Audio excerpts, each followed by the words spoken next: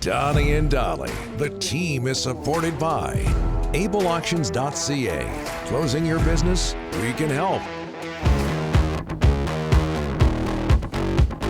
What a day. Friday, trade deadline day. All of our guests today brought to you by our title sponsor, Able Auctions, ableauctions.ca. He's busy, but he's made time for us. We're talking about from The Athletic, our friend Thomas Drance. Thomas, thanks for doing this, sir. How are you? Gentlemen, a happy trade deadline day to you both. Should be an interesting one, although it's been sleepy for the Canucks so far. Well, okay, let's focus on the Vancouver Canucks. We do that a lot around here. I don't know if you've noticed, Thomas. I know you do as well. I have. Should Vancouver fans be upset they were unable to land Gensel, Toffoli, or Zucker? I don't think so. I mean, I do think this team could use an additional forward body. I also don't think these things are necessarily unrelated. I mean, the Canucks had a good sense that they were going to get outbid on Jake Gensel. And it wasn't about the club's will so much as their lack of assets, right? There was no way to get the deal done that didn't require the Canucks sacrificing more than they were comfortable with. And I sort of wonder how much that experience ended up being impactful in terms of guiding their posture today as Toffoli and Jason Zucker and company have gone off the board, all for that sort of two round picks market price, right? Mm-hmm. Second and a fifth for Mantha, second and a third for Toffoli. That's sort of been the instructive price paid. Now, first of all, the Canucks don't have a pure third for the next 3 years, right? This team's not sitting on a surplus of draft picks, and they're not sitting on a surplus of prospects. I mean, the main guy who went to the sort of best prospect in the bunch that Carolina sent to Pittsburgh, probably their organization's eighth or ninth best prospect, would have been Vancouver's third with a bullet, right? It's just a totally different gravity. And given where this team's at, given the work that the organization can, creditably feel that they've done to build up their pipeline and improve their NHL roster, especially with the age of their team, I'm not shocked that they've decided, having pushed a lot of chips into the center, and people will bring up Zadorov and Lindholm as midseason additions, but it's a fifth for Lafferty. It's a second for DeSmith.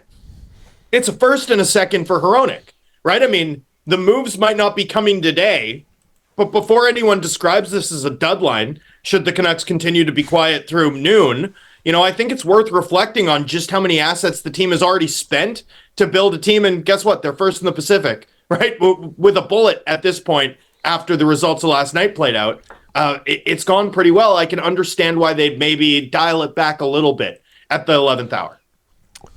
Did you copyright that deadline? Is that yours? No, feel free to use it. I just thought I was clever in the moment. Oh, no, that's excellent. We will steal it. Okay. Canucks Western Conference opponents, Dallas, Oilers, Avs, Knights, the Jets, who get Toffoli, and let's not forget Monahan. Of those Western Conference main rivals, whose acquisitions have impressed you the most?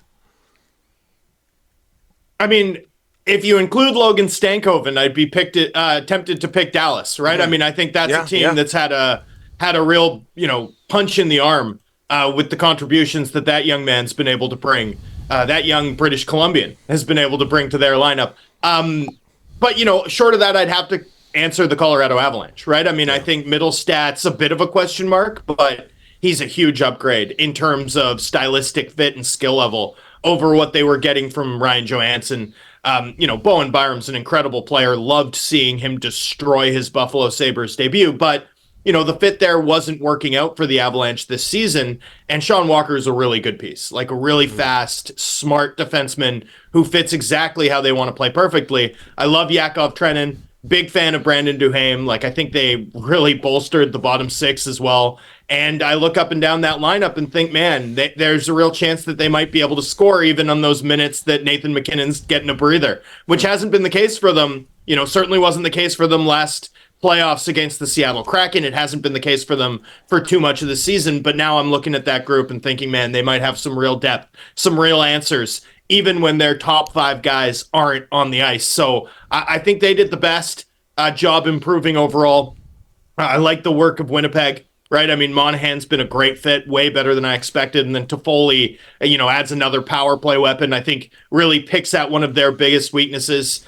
So, yeah, I mean, lots of improved teams. The Western Conference was always going to be a gauntlet.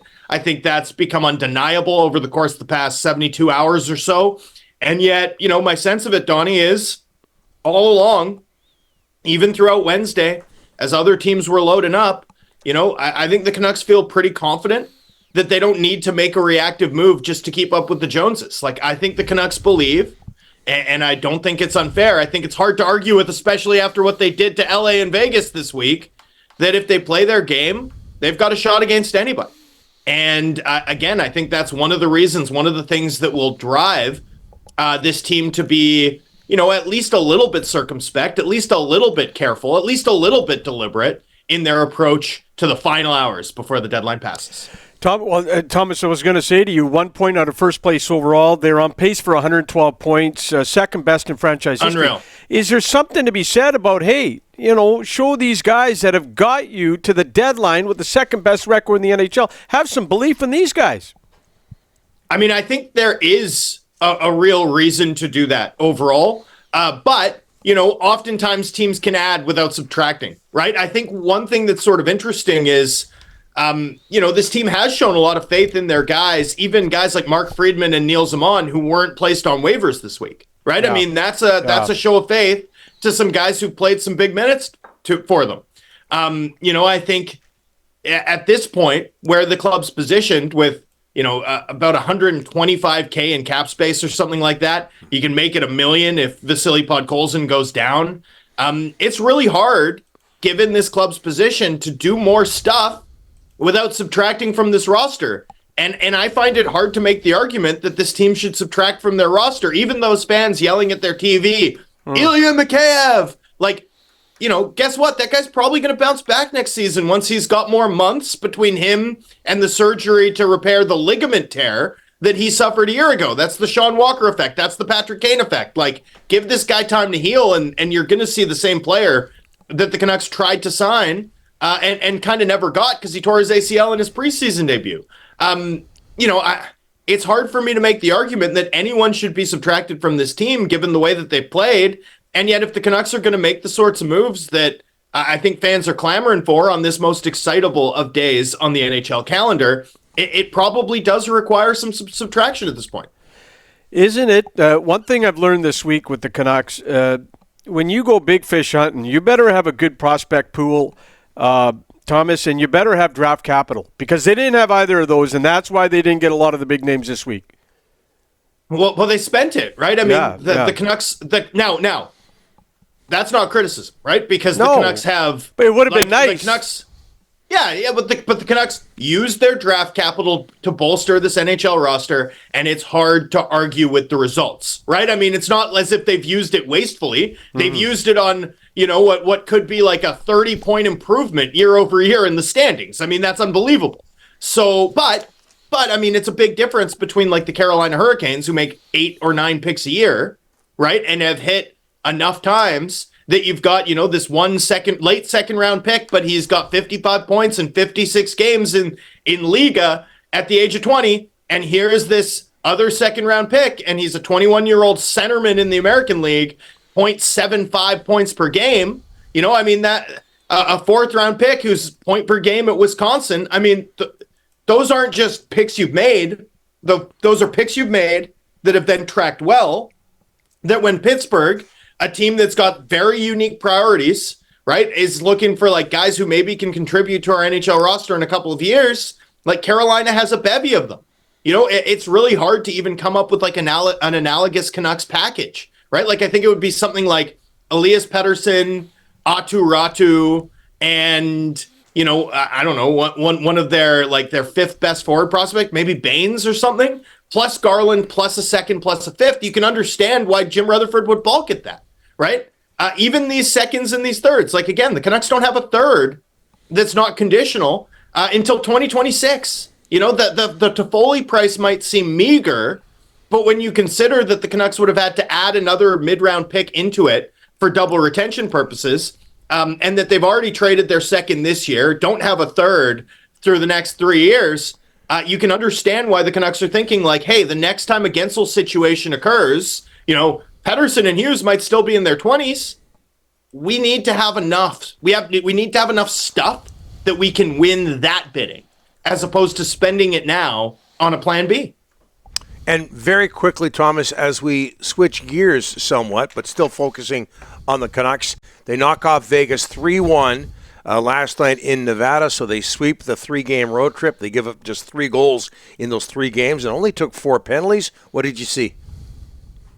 Well, their defensive game went up a level without question. I really liked their game against Vegas. For me, was by far their most complete, right? I mean, I liked their defensive game against Anaheim, but against a club like Anaheim, I'd like to see the team play a little bit more overwhelming hockey.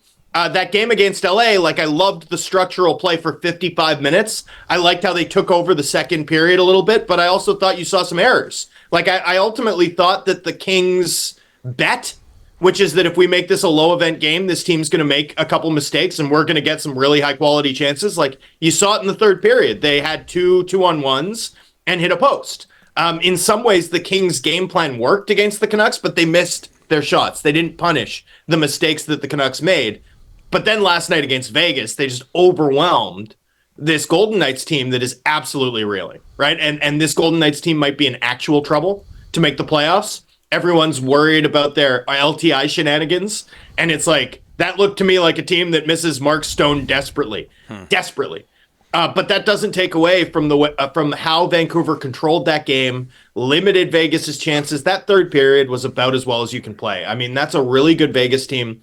They specialize in generating chances 5-on-5. And as the third period went along, every pass attempt they sent into the slot, a Canuck was intercepting it, or a Canuck was tipping it, or just muddying the entire play. Vegas had no answers whatsoever. Vancouver countered sharply. They were the better team through and through. No doubt about it by the end of the night. And that matters. I mean, we've seen what it's looked like in earlier this year when this Canucks team went up against Vegas, when they went up against LA and kind of got served a little bit. So to beat both of those teams in their barns right ahead of the deadline on the road, I mean, man, that's a really promising sign for a team that's given us a lot of promising signs over the course of this season. No such thing as a dud line with Thomas Drance around. Thank you, sir. We appreciate it. Thank you, boys. Have a good day. Happy hunting. Happy scooping, Rick. It's been very, very quiet, to say the least. I know. Very, very quiet. That could change. Thanks, Thomas. Yeah, we'll rag the puck. See you, boys. You bet. Adios.